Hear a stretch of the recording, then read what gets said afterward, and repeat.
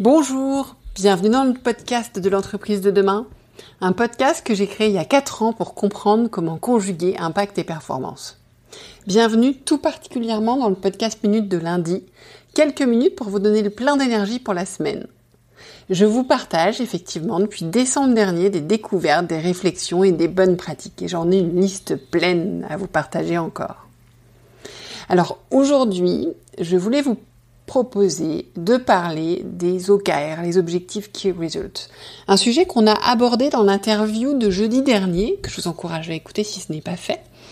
Avec Alexandre Pham, qui est dirigeant de Mr Temp et qui a mis en place il y a 1 an les OKR avec ses équipes, qui évoquaient le pourquoi, le comment et les freins qu'il avait eu à la mise en place.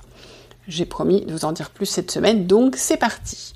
Donc les OKR, c'est quoi ? C'est une technique qui a été développée dans les années 50, mais utilisée dans les années 70 par Andy Grove, le CEO d'Intel, et ça a été vraiment popularisé en 1999 par Google. Depuis, ça a été repris par nombre d'entreprises, comme Netflix au départ, Amazon ou Twitter, mais aujourd'hui aussi beaucoup d'entreprises en France, et on voit que c'est valable pour tous les types d'entreprises, des plus grosses aux plus petites, aux toutes petites, et c'est même valable pour des équipes. Alors pourquoi est-ce que je choisis de vous en parler aujourd'hui et de faire le point là-dessus ? Parce que c'est une méthode dont la philosophie se rapproche vraiment de tout ce que je vous partage dans le podcast L'entreprise de demain. Pourquoi ? La première, c'est que ce sont des objectifs qu'on va définir à partir de la raison d'être de l'entreprise. Ça veut dire qu'en fait, on va vraiment partir non pas d'un panel de projets ou d'une pseudo-stratégie à court terme, mais vraiment d'une intention de la mission de l'entreprise. Je vous rappelle que la raison d'être, c'est pourquoi l'entreprise existe. Qu'est-ce qui manquerait si elle n'existait pas ? C'est identique pour l'équipe. Pourquoi une équipe existe ? Qu'est-ce qui manquerait si elle n'existait pas ? Et vous-même, pourquoi j'existe ? Et qu'est-ce qui manquerait si j'existerais pas ? Alors, la notion existentielle est peut-être un peu difficile pour soi-même, mais en tout cas, professionnellement parlant. Donc voilà, donc ça part vraiment de là pour poser des objectifs qui vont être inspirants, ambitieux, pas forcément atteignables, puisque le principe, c'est que voilà, on aille un peu plus loin, et d'ailleurs Alexandre nous disait que c'était un des freins qu'il avait rencontré, parce qu'en France, on a l'habitude de fixer des objectifs atteignables, et tant mieux, pour pas mettre la pression. Donc là, l'idée, c'est que c'est pas un objectif qui met la pression, c'est plus une ambition partagée, en fait, une ambition lointaine partagée, voilà. Donc c'est cette première philosophie. La deuxième, c'est que c'est quelque chose qui vise à autonomiser, à responsabiliser, donc on est complètement dans la logique de l'entreprise de demain. La troisième, c'est que c'est quelque chose qui se fait en intelligence collective, qui se suit en intelligence collective, donc on est encore dans l'entreprise de demain. La quatrième, c'est que c'est une méthodologie pour laquelle il faut faire preuve de beaucoup de vulnérabilité, puisqu'en fait, on va itérer, ça va pas être évident.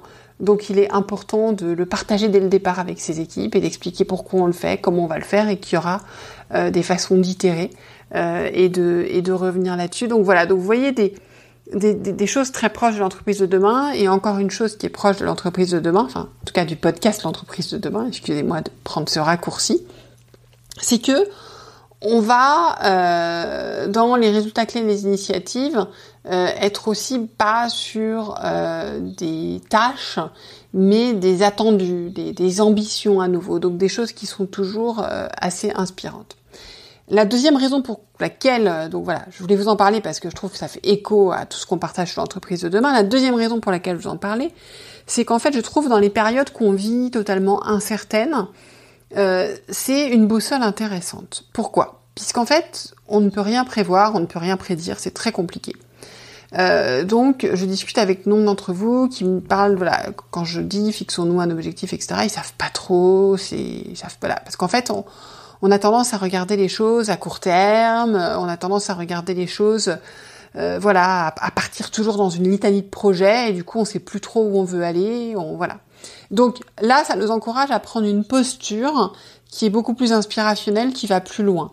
Et je vous disais que ça peut se faire même sur l'individuel, et je vais vous dire que c'est quelque chose que je fais pour moi. Quand je vous parle des objectifs, je m'inspire de la méthode OKR. Parce qu'avec tout ce que je fais, je peux vite me perdre. Donc en fait, quelle est ma mission, quelle est ma raison d'être en tant que professionnel, et à partir de là, quels sont mes 3 grands objectifs qui résultent à très long terme, puisqu'un objectif dans la démarche OKR, il est fixé à 2 ou 3 ans. Donc, quels sont mes grands objectifs à 2-3 ans?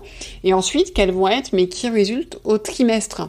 Donc, quand je vous parlais, voilà, les key results sont presque des sous-objectifs. Alors, on va me taper dessus quand je dis ça parce que moi, je les vois un petit peu comme ça. En tout cas, des attendus qui vont me permettre d'atteindre ce grand objectif à terme.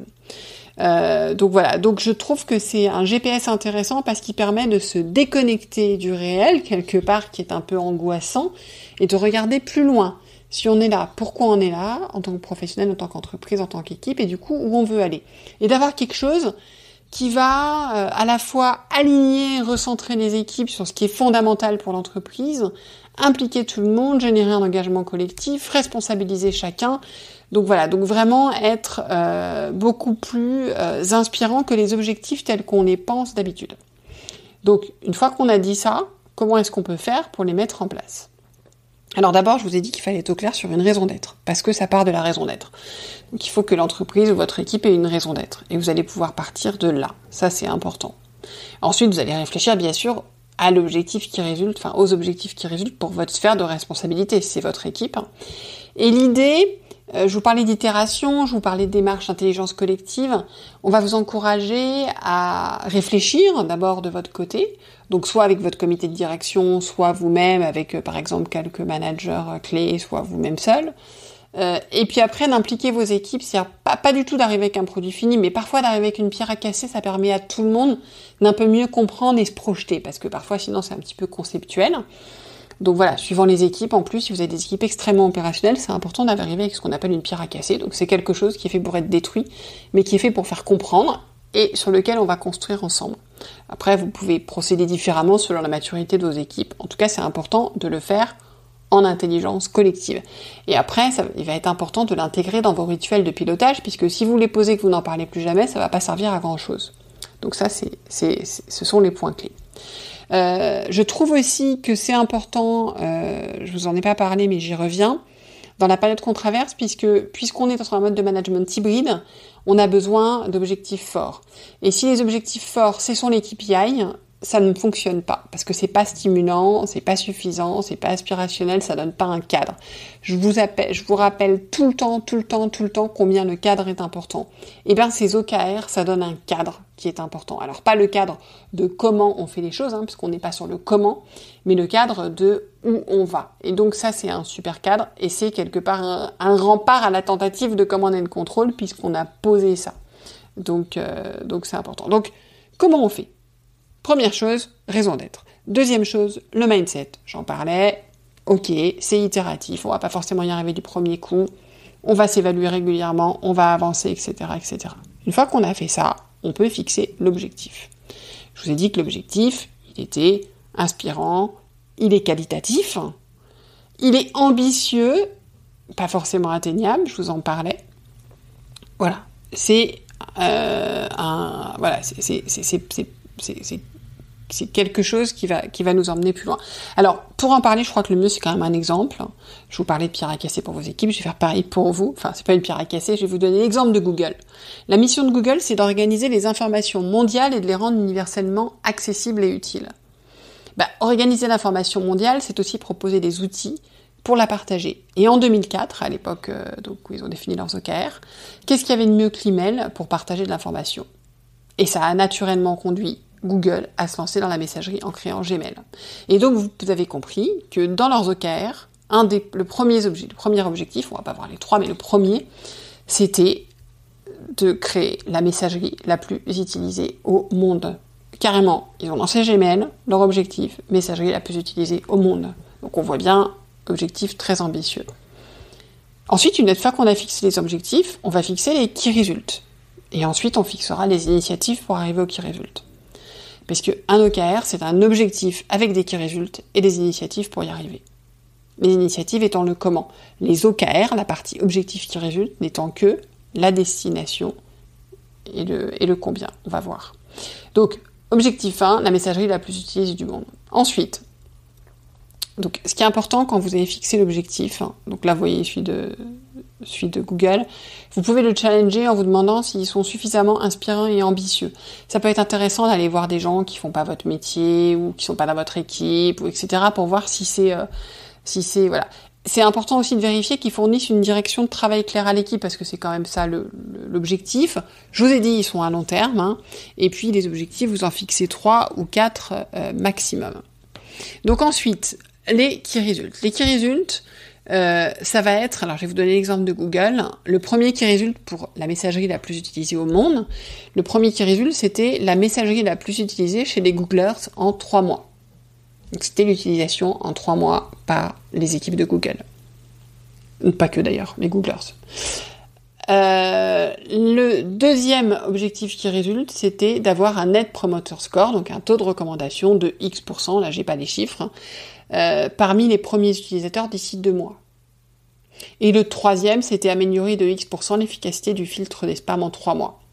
Vous voyez, vous pouvez remarquer un point important, c'est que ces objectifs ne sont pas, ces key results, pardon, mélange des crayons, les key results ne sont pas chronologiques. Ce sont 3 éléments qui vont permettre, sur le prochain trimestre, d'avancer vers l'objectif, qui sont indépendants. Ils sont nécessairement interdépendants, puisque si vous avez un bon taux de recommandation et un bon fil des spams, il y a des chances que votre messagerie soit plus utilisée, mais voilà, ils ne sont pas chronologiques, ça c'est un point qui est extrêmement important. C'est important, vous voyez, qu'ils sont mesurables, on sait les mesurer, c'est important. Ils ont un délai, donc je vous ai dit idéalement du trimestre. L'idée, là on n'a pas les pourcentages, mais ça va être toujours d'aller chercher le meilleur résultat possible, pas le plus probable, donc d'être ambitieux à nouveau. Et est-ce qu'ils vous permettent de responsabiliser vos équipes sur un plan d'action pour atteindre ces key résultats? Est-ce qu'ils sont suffisamment clairs pour que chacun puisse mettre en place des initiatives pour pouvoir l'atteindre? Ça c'est très important. Donc voilà. Et donc une fois qu'on a fixé ces key results, on va pouvoir faire travailler les équipes sur les initiatives pour l'atteindre. On va pouvoir aussi décliner ces OKR par équipe, si vous l'avez fixé pour l'entreprise. Alors une fois qu'on l'a fait, je vous ai dit c'est itératif. Donc ce qui va être important, au bout du premier trimestre, ça va être d'ajuster ces OKR. Donc déjà de regarder si les key results qu'on avait fixés étaient pertinents, de voir si l'objectif qu'on a fixé fait toujours sens aussi. Et se dire que est-ce que si on n'arrive pas à faire avancer par exemple le key result, est-ce qu'il a du sens? Pourquoi est-ce qu'on a choisi ce qui résulte?